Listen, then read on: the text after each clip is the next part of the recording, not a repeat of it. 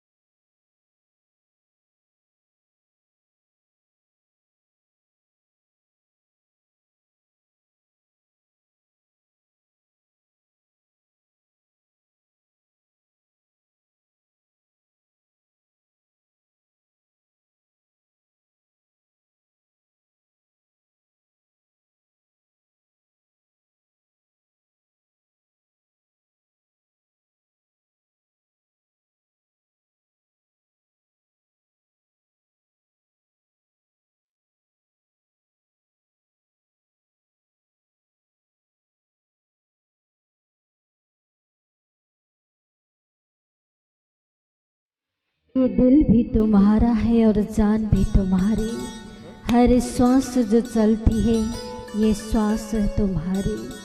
जब अपने आप को परमात्मा पर समर्पित किया, जैसे अर्जुन ने परमात्मा को समर्पित किया था, एक बार भगवान कृष्ण ने पूछा अर्जुन को, हे अर्जुन, तुम्हें थोड़ा सा भी भयभीत नहीं किया?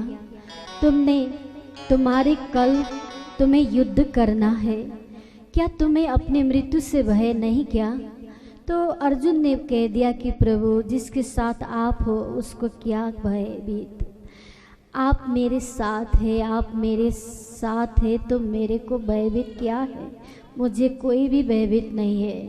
मैं नींद में खो गई हूँ और मस्त से सो गई हूँ, मेरे को कोई भयभीत नहीं। ऐसे कहने का सक्षम क्यों हुआ? तो उन्होंने भगवान कृष्ण को अपना जीवन समर्पित किया।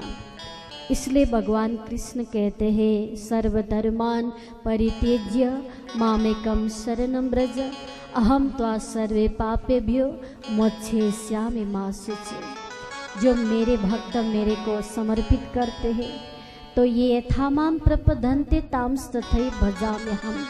मैं ऐसे भक्त को अपनी जान पर जान लगाकर भी मैं उसको संरक्षण करता हूँ, परमात्मा कहते हैं।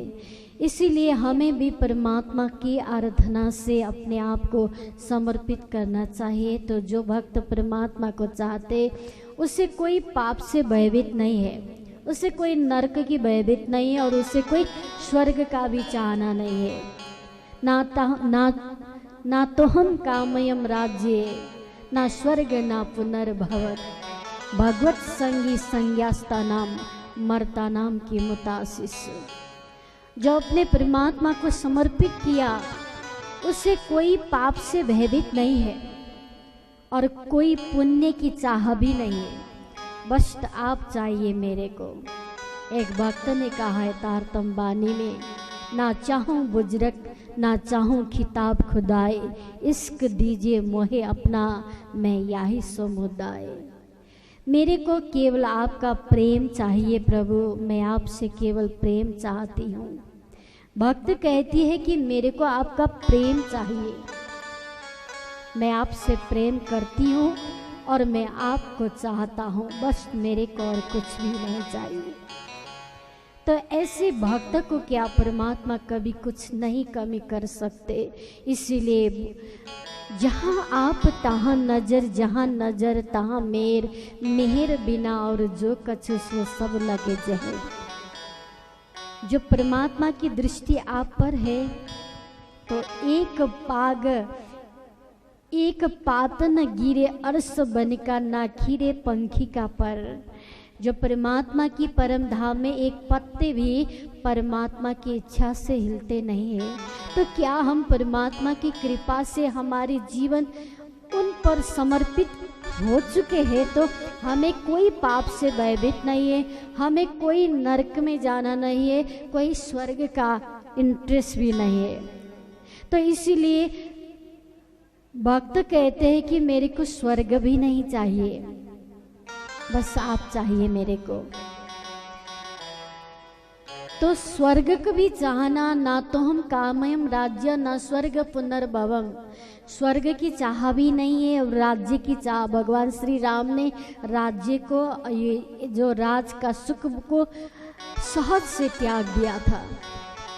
अरे संसार में राजा तो बहुत हुए, लेकिन भगवान श्री राम का ही क्यों गुणगान करते हम?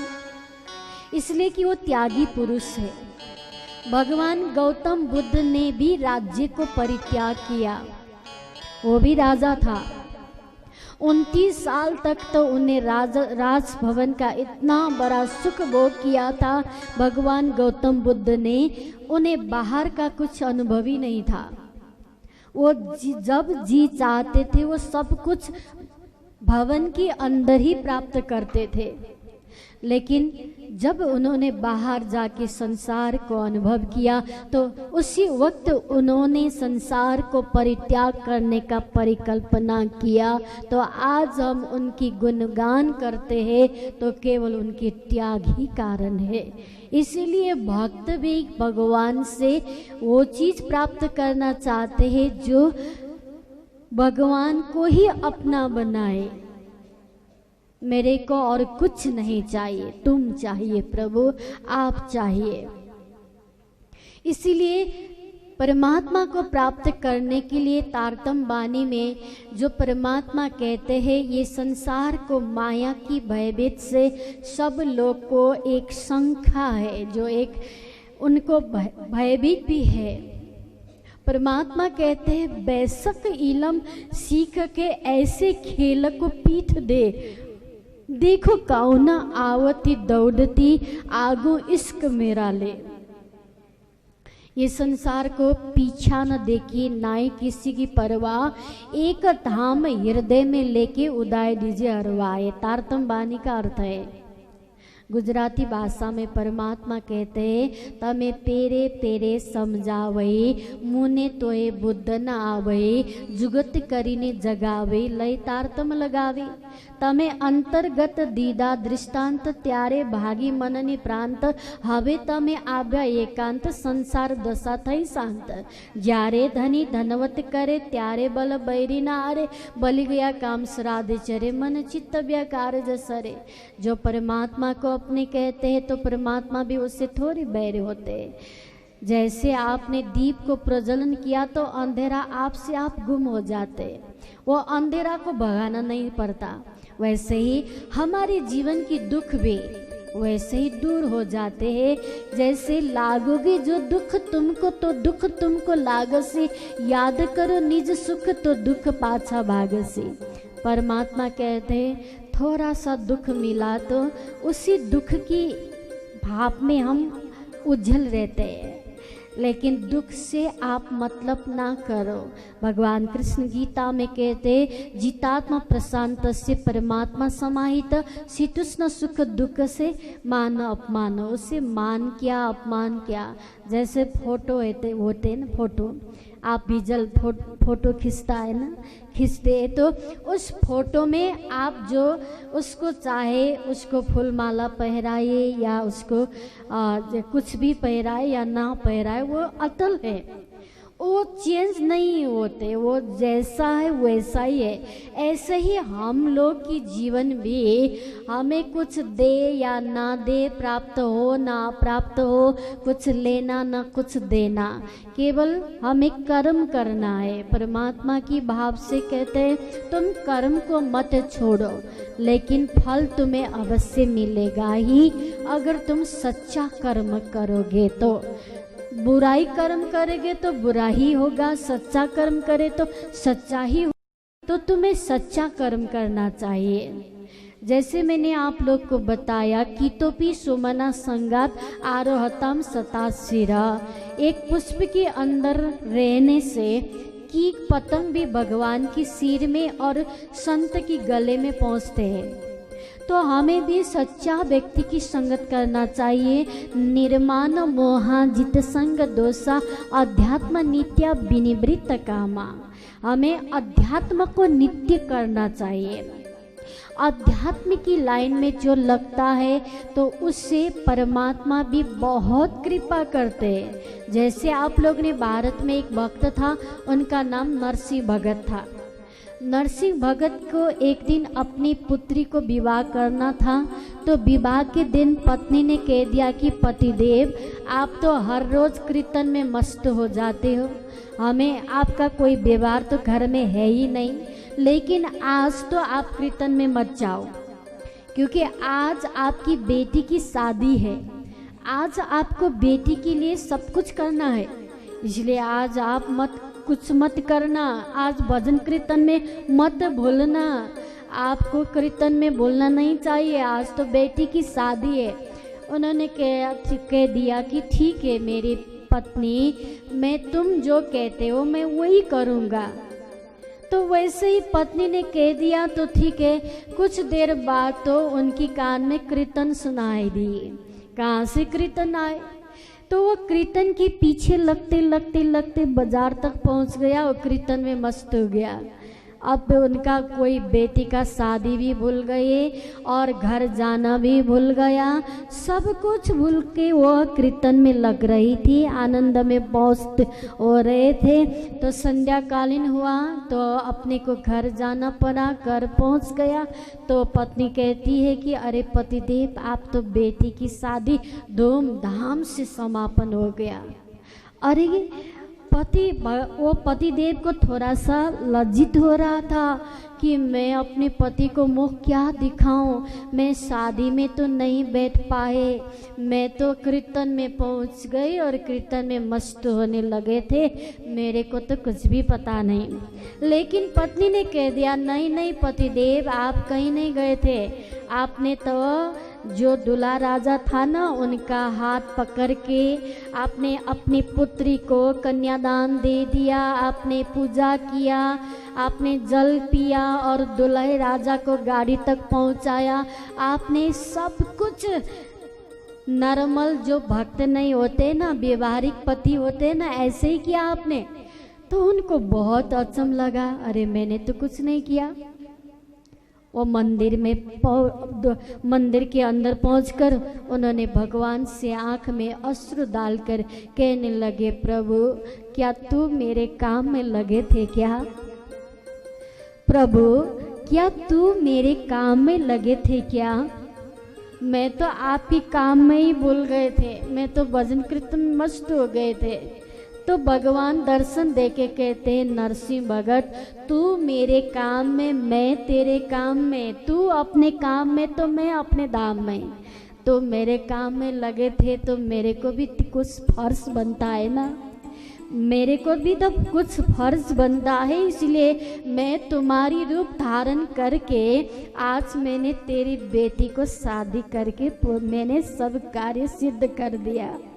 तो नरसिंह भगत कहते हैं प्रभु मैं तो एक जीव हूँ, आप तो मेरे शिव है, मैं तो एक अंश हूँ, आप तो मेरे ईश्वर है, मैं तो एक साधारण पुरुष हूँ, आप तो मेरे महापुरुष है। तो आपने मेरे रूप को धारण किया और आप एक बेटी की बाप बनकर और बच्चे को शादी करने के लिए आप पहुँच गए। तो भगवान कहते हैं अरे भक्त जो तुम मेरे लिए सब कुछ कर सकते हो तो क्या मेरे को तुम्हारे लिए कुछ करना नहीं चाहिए क्या? इसलिए मैंने भेष बदल के आए और आज तेरी बेटी की शादी मैंने धूमधाम से कर दिया। ऐसे सोचा था दूल्हे राजा का माँ बाप ने, ये नरसिंह भगत तो क्या करेगा, दूल्हा की मेरी बेटा का शादी सही ढंग से कर पाएगा या नहीं।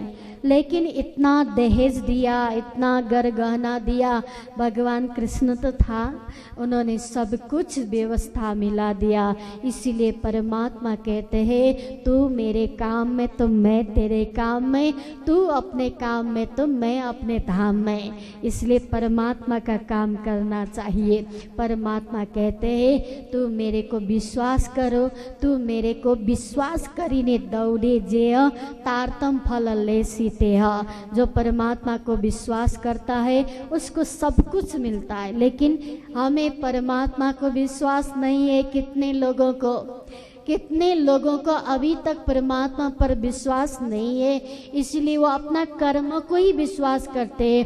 परमात्मा कहते मैं कर्म भी तुम्हारे अंदर डाल देता हूँ, उपासना भी अंदर डाल देता हूँ, और ज्ञान भी विज्ञान भी, लेकिन तू मेरे को विश्वास करो। विश्वास करीने दौड़े जिय तारतम फल ले सीते। परमात्मा कहते हैं जो विश्वास करके मेरे पास जो पहुँचते मैं उसको सब बेड़ा पार कर देता हूँ। आज 5 पांडव स्वर्ग पहुँचता है तो क्यों? इतना बड़ा युद्ध हुआ था, इतने लोग मारे गए थे, लेकिन फिर भी 5 पांडव स्वर्ग इसीलिए पहुंचा, वो सारा पाप को भगवान कृष्ण पर समर्पित किया था। इसीलिए भगवान कृष्ण कहते हैं मामेकम शरणम ब्रज अहम तो सर्वे पापेभ्यो मोक्षयिष्यामि मा शुच। तू मेरे को अपना पाप दे दो। जन्मांतर कृतानि च जन्मांतर सहर्षेषु तपो ज्ञान समाधिना नरानाम छिन्न पापानाम कृष्ण भक्ति प्रजायते। तू मेरे को पाप भी दे दो, तुम्हारा पाप जितना है ना वो भी मेरे को ही दे दो। परमात्मा हमसे पाप भी मांगते हैं, वो तो हम कितने भाग्यशाली हैं। अनेक जन्म जित पाप चौरम चौरार गण्यम सततम नमामि। वो कृष्ण कहते मेरे को पाप भी दे दो।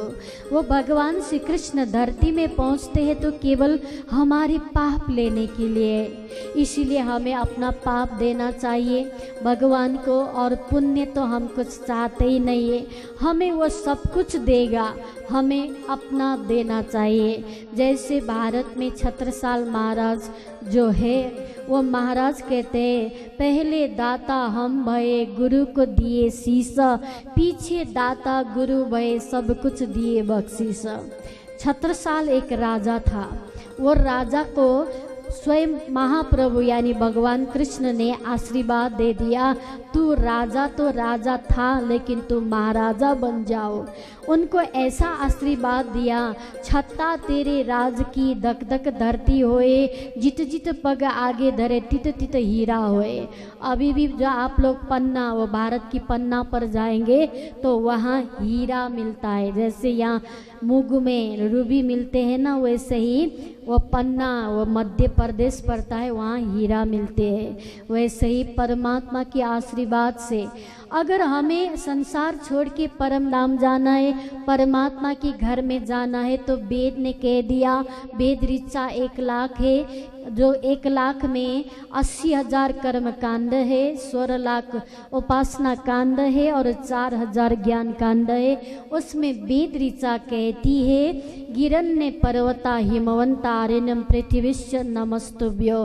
हे परमात्मा आपके परम धाम तो हीरा से बने हुए हैं।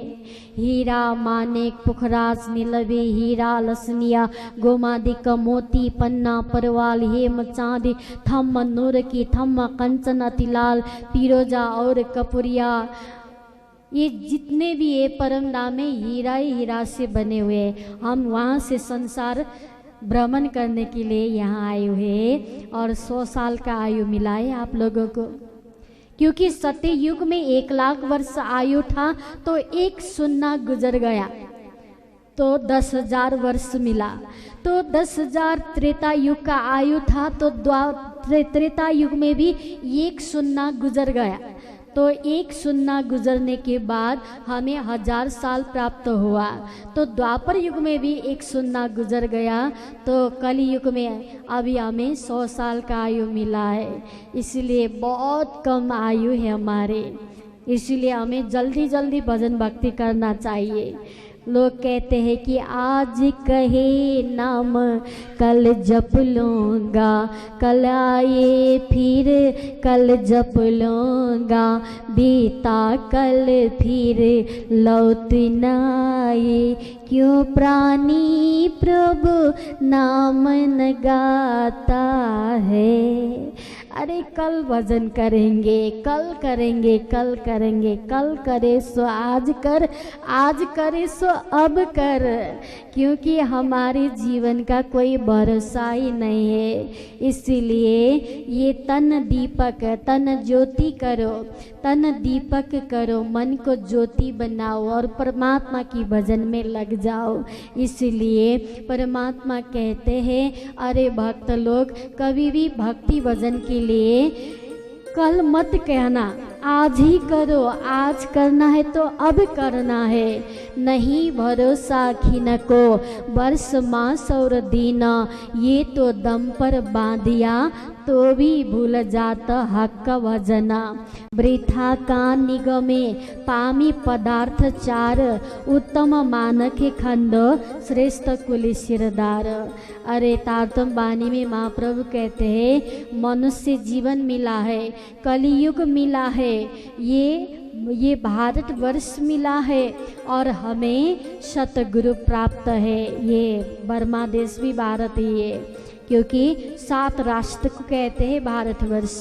इसीलिए हमें ऐसा जीवन मिला है, वो हमें गुजरना नहीं चाहिए, हमें गुमाना नहीं चाहिए, हम परमात्मा की हो जाना चाहिए। हमारी परमात्मा हमारे साथ है। इसीलिए आइए भगवान श्री कृष्ण की लीला आज भगवान शिव जी भी चाहते हैं। भगवान शिव जी कहते हैं, पार्वती मेरे को भगवान कृष्ण की रास लीला देखना है।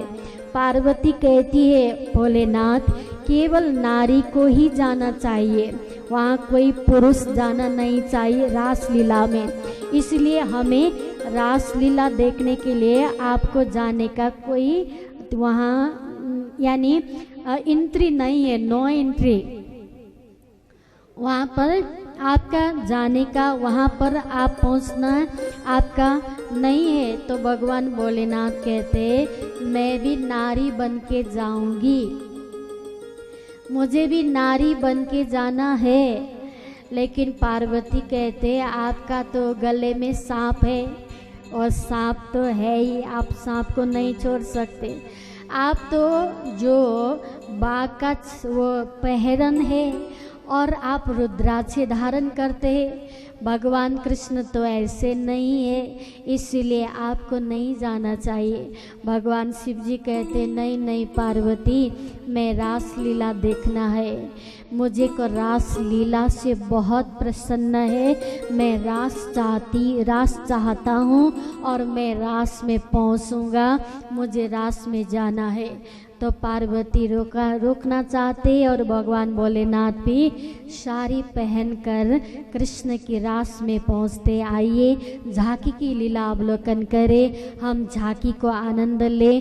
भगवान भोलेनाथ और माता पार्वती भगवान श्री कृष्ण की रास लीला में। मैंने आप लोग को भागवत का प्रवचन नहीं किया, इसलिए सीरियल बाय सीरियल नहीं हुआ है। अगर कोई दिन अगर परमात्मा की कृपा हो तो अवश्य सीरियल बाय सीरियल। भगवान कृष्ण धरती में पहुंचा, 11 वर्ष 52 दिन तक ब्रज लीला किया और उस वक्त रास लीला पहुंचा और ब्रह्म अंगना के साथ उन्होंने रास लीला किया था। रास के बीच में भगवान कृष्ण अंतर्ध्यान हुआ, फिर भगवान कृष्ण पहुंचा और रास लीला हुआ। तो वह रास समाप्त होने के बाद फिर दूसरी रास हुआ। इसीलिए भगवान शिव जी कहते हैं, पार्वती नाश्यम ज्ञान ब्रह्म सृष्टि बिना कश्यपि जायते, अक्षर ब्रह्म हृदय वास्तविक शंकरे, वृंदावन याच लीला सास्मिता प्रतिभास की, ब्रज भूमिया चाय लीला सा प्रोक्ता व्यवहार की। जो रास लीला हुआ है यहाँ की वृंदावन, जो भारत के वृंदावन है ना, वो तो ठीक प्रतिबिंब है। वास्तविक ब्रज जो वृंदावन का रास लीला हुआ था वो तो केवल ब्रह्म की स्वामिनी में हुआ था, केवल ब्रह्म की योग माया की ब्रह्मांड में हुआ था। और योग माया के साथ योग माया ने 12,000 आत्मा धारण करके गोपिनी के साथ प्रेम किया था। इसलिए कबीर जी कहते हैं, कबीरा कबीरा तो का करे जा जमुना के तीर, एक एक की गोपी के प्रेम में बह गए कोत कबीर। कबीर जी कहते हैं, प्रेमी तो ऐसे चाहिए जैसे मसी का रंग, कागज फटे टुकड़ा होए तो भी ना छोड़े संग। इसलिए आइए हम रासलीला के आनंद लेते। हजुरहरूले भर्खरै चर्चा श्रवण गर्नुभयो। अब आउनुहोस् हामी रासलीलाको आनंद लिँदैछौँ। रासलीलाको प्रेम रसमा झुमिँदैछु। मैं आप लोगों को 3 दिन तक सांखाई धाम में हिंदी भाषा में प्रवचन करूँगी। ज़रूर आइएगा आप लोग सांखाई धाम में। 19, 20, 21 तारीख तक मैं यहाँ बर्मा में ही हूँ। 24 तारीख मेरे को नेपाल में पहुँचना है और 1 तारीख से 7 तारीख नेपाल में बहुत बृहद कार्यक्रम, भागवत कार्यक्रम मेरे होने जा रहा है। अगर आप लोग को भी मैं नेपाल में आह्वान करती हूँ, अगर आप लोग नेपाल में आए तो मेरे आश्रम में, हमारे आश्रम में आइएगा। वहाँ ज्येष्ठ नागरिक है, माता पिता है, वहाँ पर आप लोग ज़रूर आइएगा।